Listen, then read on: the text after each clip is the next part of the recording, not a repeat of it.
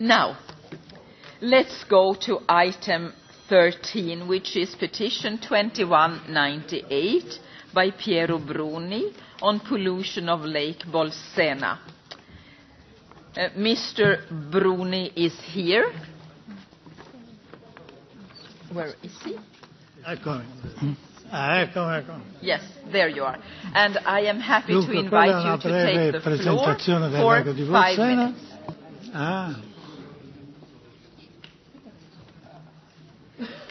Vado. Can I begin?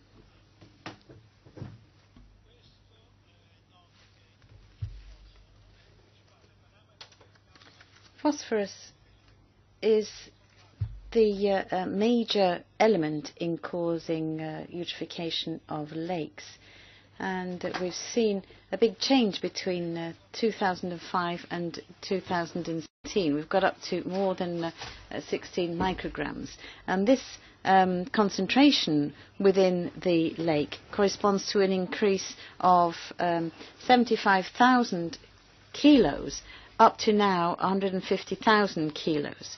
And that's a daily increase of 17 kilos, which can be attributed to urban waste and agriculture. Now,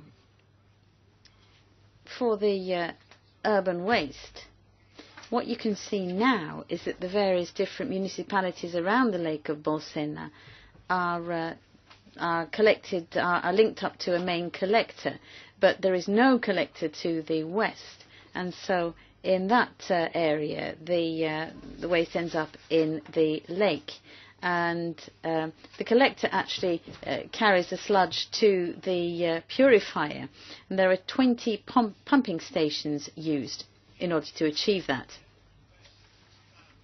The collector is in appalling state. It's leaking sludge into the lake. The pumping stations, the most critical ones, are numbers 9, which is about halfway up the slide you can see now, and number 20.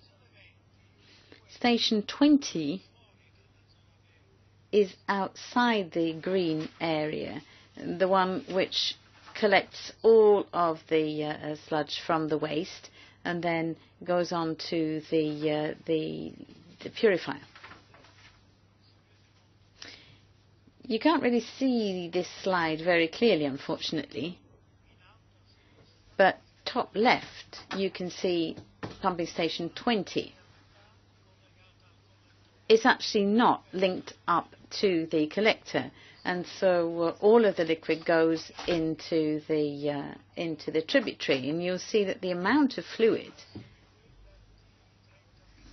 can't be that produced by 30,000 inhabitants. It's an awful lot less, which means that a lot of the liquid is lost into the lake before it actually arrives at pumping station 20. Station 9, I mentioned beforehand, loses a lot of liquid directly into the lake, and then there is waste coming from leaking out elsewhere through the collector as well. Overall, 75% of the phosphorus reaching the lake actually is of urban origin. Only 25% stems from agriculture.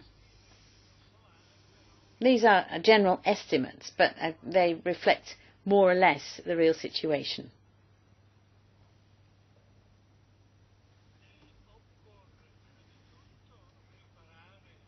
First and foremost, we have to repair that main collector, and then we have to support agriculture, providing incentives to undertake environmentally friendly types of activity.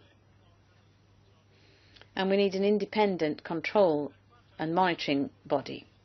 As far as sustainable agriculture is concerned, rather than providing incentives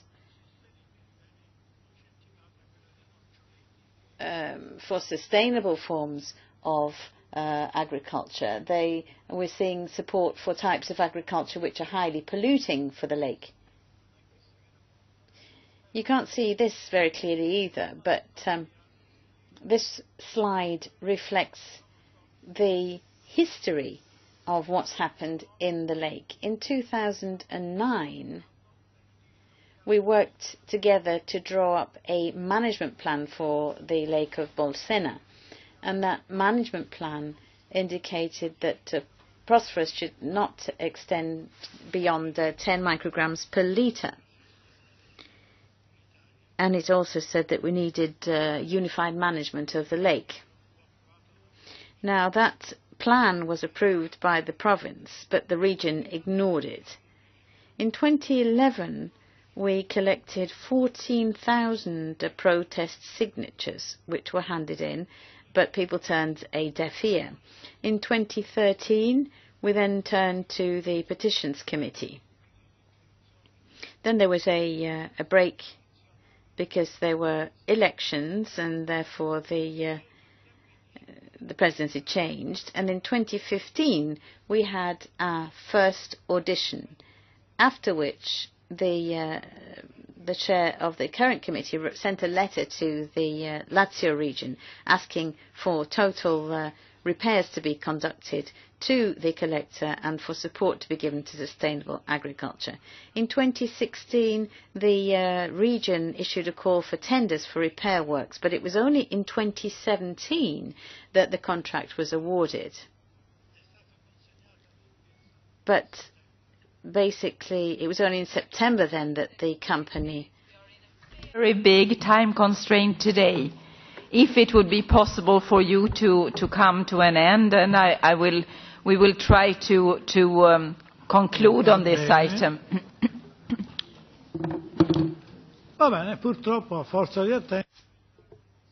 Well, unfortunately then, because we waited so long, the lake has moved from good state to an adequate state. Topic.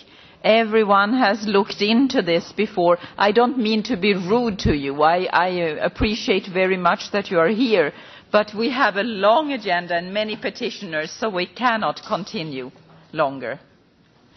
Which means that I would now like to thank you very much and leave the floor to the Commission representative, Mr. Gasparinetti.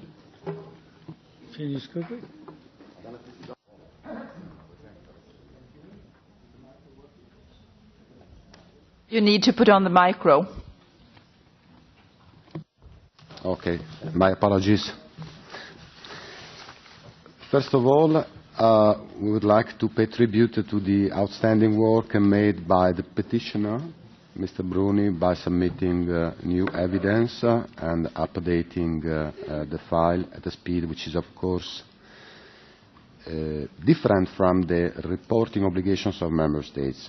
In a sense, we may say there is a discrepancy between the official reports submitted by the member state, referring to previous years where the ecological status of the lake and the chemical status were still good, and the more recent evidence submitted by the petitioner, according to which the ecological status would now be sufficient. This may constitute a breach of the Water Framework Directive, insofar as Article 4 of the Water Framework Directive, in its paragraph 6, clearly lays down the so-called non-deterioration principle. To quote the relevant provision, temporary deterioration in the status of bodies of water shall not be in breach of the requirements of this directive if this is the result of circumstances of natural cause or force majeure which are exceptional or could not reasonably have been foreseen, in particular extreme floods and prolonged droughts. As you can see, this possible deterioration is subject to very tight conditions, in particular the force majeure or exceptional circumstances of natural cause, while the graphs brought to your attention by Mr. Bruni show that this was predictable. In conclusion, the Commission will further investigate this petition in the light of the new evidence brought by the petitioner and is very grateful for the attention of this petition committee to this particular topic. Thank you so much, Mr. Gasparinetti. And this really confirms what the new evidence that has been presented by the petitioner. So thank you very much to you. And this is a very good example on how we can work together, all three different parties on this. Now the floor is open to members. And I saw, but I cannot see your name, Mr. Tamburano. Dato che l'ingegner Bruni non ha potuto Well, Mr. Bruni wasn't able to run through all of the details of this, and so I'd like to draw your attention to what he wasn't able to say. As I say, in Castel Giorgio there's going to be a plant built which I think is an even greater risk to the state of the water in the lake. The risks can be summed up as follows, and I'll try to be brief as well. Every 24 hours, a volume of geothermal fluid, the equivalent of 9 to 10 Olympic swimming pools, is actually removed from the underground and is carried over many kilometres. And so for this geothermal plant, basically its location is not correct. Now, what's happening here? Basically, there's an impermeable level which apparently separates geothermal levels from the groundwater. It's going to come under major pressure, and that will probably lead to pollution of the aquifer itself and also to the lake. Now, there's going to be pollution in the lake and also of the impermeable layer, which is supposed to actually provide protection. This pollution will be slow to show itself, but on the basis of the information we have now, it will be worse in the long run than an oil spill at sea, for which we have the means to intervene. And that's a paradox. As far as these type of operations exist, we have directives on drilling at sea for hydrocarbons, and we have minimum conditions established for fracking as well, but there is nothing for geothermal drilling, which is even more risky. And this gives rise to my request, the first for the representatives of the European Commission. I would like the Commission to study this type of problem, which basically doesn't exist only in Italy but also in other EU member states, and they should give an in-depth assessment of the idea of having an ad hoc legislative proposal on geothermal exploitation in the Union. My second request goes to the chairperson and colleagues in the Petitions Committee.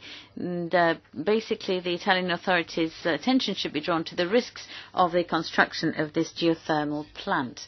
And maybe they could personally go along and visit the areas in question. Thank you. Mr. Mandel. Thank you, Madam Chair. I also want to thank Mr. Bruni for visiting us and being on site today with us and sharing all the information, pointing out the petition. We all have listened to the representative of the Commission who said the Commission would further investigate this petition. And since that, I can say on behalf of the EPP group that we propose to keep this petition open and wait for more results by the Commission. Thank you very much. Mrs. Evi. Sì, grazie, Presidente. Thank you very much. I would like to thank the petitioner, Mr. Bruni.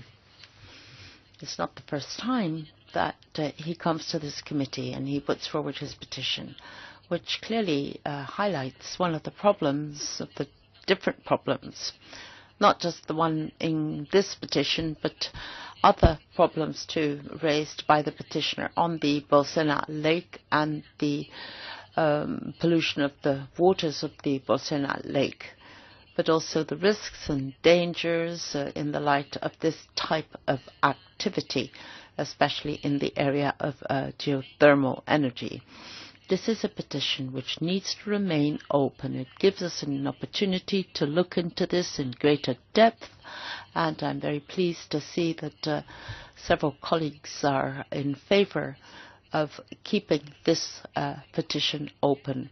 I'd like to reiterate that this information needs to be sent to the Italian authorities. They need to be informed on the dangers of these new geothermal plants. And another point I need to make is that the quality of the waters of many water basins in Italy is quite deplorable, and I believe that we need to think about this seriously. Thank you very much. I have no more speakers on my list. I'm happy if I can extend the floor back to you, Mr. Bruni, for a reaction to what the Commission said and what colleagues have mentioned in their interventions. The floor is yours for 2 minutes.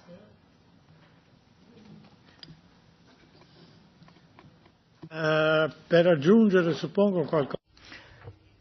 Well, let me say a couple of words on geothermal energy. Can I say something about geothermal energy, please? Geothermal energy is based on this principle.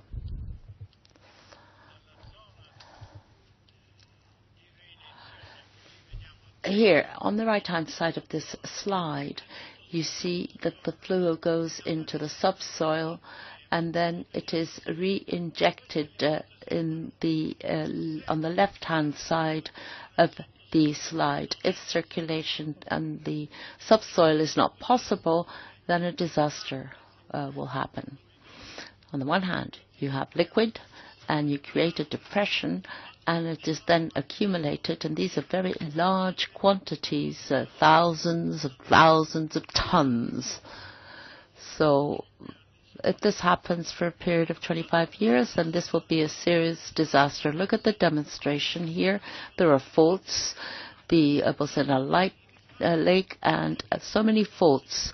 All of the areas that flow into the lake go along the coast of this lake rather than into the lake. So I hope that this geothermal energy is banned close to the Bolsena lake. Thank you.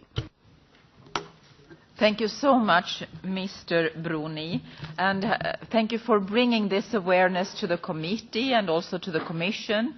And thanks for coming and having taken the effort to travel so far to Brussels again. Have a very nice visit here and a safe trip back to Italy. And I will now try to come to a conclusion on this petition, on what we do further. Well, as we have heard from you and also from the Commission, new evidence has been provided, which now orally has been conferred by the Commission representative.